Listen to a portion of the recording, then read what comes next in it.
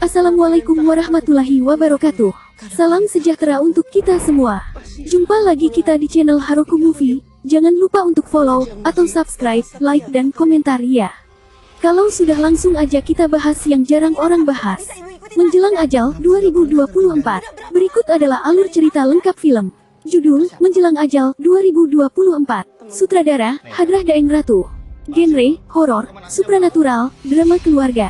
Alur cerita lengkap. 1. Perjuangan Sekar. Sekar diperankan oleh Sherifah Danish adalah seorang ibu tunggal yang berjuang menghidupi ketiga anaknya, Dani, Dava Wardana, Ratna Kathleen Halderman, dan Dudi, Shekil Fauzi. Ia membuka warung makan sederhana, namun usahanya sepi dan ekonomi keluarga makin terpuruk. 2. Ritual Penglaris. Dalam keputusasaan, Sekar mendatangi Mak Ambar Dewi Pakis, seorang dukun tua, untuk meminta penglaris agar warungnya ramai. Sekar menjalani ritual mistis, termasuk menelan jimat merah. Setelah itu, warungnya menjadi laris manis, dan kehidupan keluarga mulai membaik. 3. Awal teror. Keanehan mulai muncul. Makanan cepat basi, bau busuk menyebar, dan Sekar mulai bertingkah aneh.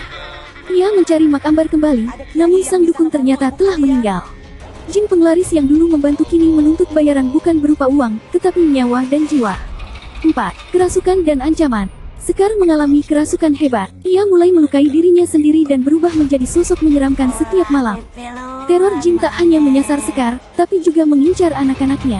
Dani dan Ratna berusaha mencari bantuan spiritual, termasuk dari seorang ustaz, namun gangguan semakin kuat. 5. Perjuangan anak-anak. Dani dan Ratna berjuang keras menyelamatkan ibunya. Mereka mencari tahu cara memutus kutukan jin penglaris, termasuk mengungkap asal-usul kekuatan gelap yang dikendalikan Mak Ambar. Dalam klimaks cerita, anak-anak harus menghadapi pertarungan batin dan spiritual untuk menyelamatkan ibu mereka sebelum ajal benar-benar datang. Pemeran utama, Sherifah Danish sebagai Sekar, ibu tunggal yang menjadi korban pesugihan. Kathleen Halderman sebagai Ratna, anak perempuan Sekar yang pemberani. Dava Wardana sebagai Dani, anak sulung yang berjuang menyelamatkan keluarganya. Shekil Fauzi sebagai Dodi, anak bungsu yang masih polos tapi ikut terdampak teror. Dewi Pakis sebagai Mak Ambar, dukun tua yang memberikan penglaris. Muhammad Nur Komarudin sebagai ustaz, tokoh religius yang mencoba membantu mengusir jin. Tema dan pesan moral. Film ini menyoroti konsekuensi mengerikan dari jalan pintas seperti pesugihan atau penglaris. Pesan moralnya kuat, kesuksesan instan dengan bantuan kekuatan gelap selalu memiliki harga sangat mahal yang bisa merenggut kebahagiaan bahkan nyawa. Oke, berikut adalah versi cerita kompleks dari film Menjelang Ajal dengan pengembangan emosi, konflik batin, dan latar belakang mistis yang lebih dalam. Judul, Menjelang Ajal, versi kompleks. Genre, horor psikologis, mistis, drama keluarga. Prolog, darah dan janji lama. Di sebuah desa kecil, jauh dari keramaian kota, seorang wanita tua bernama Mak Ambar melakukan ritual gelap di tengah malam.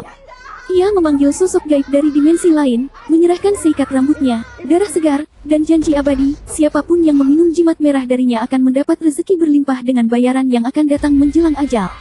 Hening yang mencekik, Sekar, wanita parubaya yang menjadi tulang punggung keluarga setelah suaminya meninggal secara misterius, mengelola warung makan kecil. Warung itu sepi, anak-anaknya Dani, si sulung yang tangguh tapi pendiam, Ratna, remaja cerdas dan pemberontak, serta Dodi, si bungsu yang polos menggantungkan hidup padanya. Sekar terjebak antara kasih sayang dan rasa gagal. Dalam hening malam yang panjang, Sekar mendengar suara-suara, bisikan, tangisan bayi, suara langkah di dapur padahal tak ada siapa-siapa. Kesepakatan berdarah, putus asa dan dihantui mimpi buruk tentang kelaparan anak-anaknya, Sekar menemui Mak Ambar. Dalam ritual berlumur darah dan dupa, Sekar menelan jimat merah, segumpal benda lengket yang terasa hidup di dalam kerongkongannya. Syaratnya hanya satu, jangan pernah menolak pemberian rezeki yang datang, tak peduli dari mana asalnya. Keesokan harinya, warungnya ramai. Orang-orang datang dari luar kota. Rezeki mengalir deras, tapi Sekar mulai kehilangan rasa. Makanan terasa hambar, dunia jadi abu-abu, dan matanya perlahan memudar, seolah ada sosok lain yang mulai mengintip dari balik sorotnya. Tumbal yang tak disadari. Tanpa sepengetahuan Sekar, setiap keberhasilan datang bersama kematian. Seekor kucing kampung mati di depan warung. Seorang pelanggan tetap kecelakaan setelah makan. Lalu, tetangga sebelah keguguran. Dani mencurigai sesuatu. Ia mulai mencatat dan menelusuri pola. Ketika ia konfrontasi ibunya, Sekar marah. Tapi amarahnya bukan miliknya. Suaranya berubah. Malam-malam semakin berat. Dodi mulai mengigau sambil berkata, "Ibu bawa darah, ibu bawa darah." Api, air, dan air mata.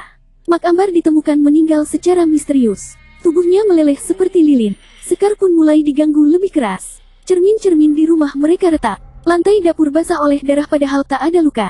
Sekar kerasukan berkali-kali. Ia berbicara dalam bahasa yang tak dimengerti, menyebut nama-nama leluhur yang tak pernah dikenalnya. Ratna mulai mencari pertolongan ke pesantren terdekat. Seorang ustaz datang, tapi kehadirannya justru memicu amarah jin. Ketika dibacakan ayat-ayat, Sekar muntah jimat yang telah larut dalam tubuhnya. Tapi itu bukan akhir, itu adalah awal dari tuntutan pengganti tumbal dan kali ini, jin menginginkan salah satu anak Sekar. Menjelang ajal, Dani dan Ratna harus memilih, menyerahkan satu nyawa, atau kehilangan semuanya.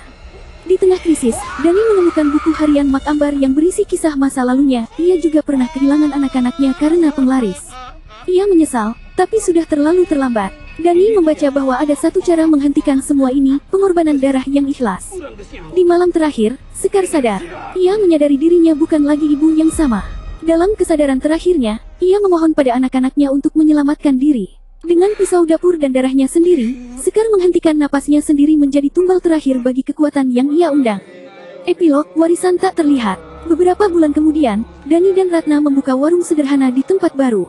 Tapi Dodi masih kadang bicara sendiri. Suatu malam, Ratna menemukan gumpalan merah di bawah meja. Ia menyentuhnya, dan dari dapur, terdengar suara ibu mereka berkata, "Ibu cuma ingin kalian hidup bahagia."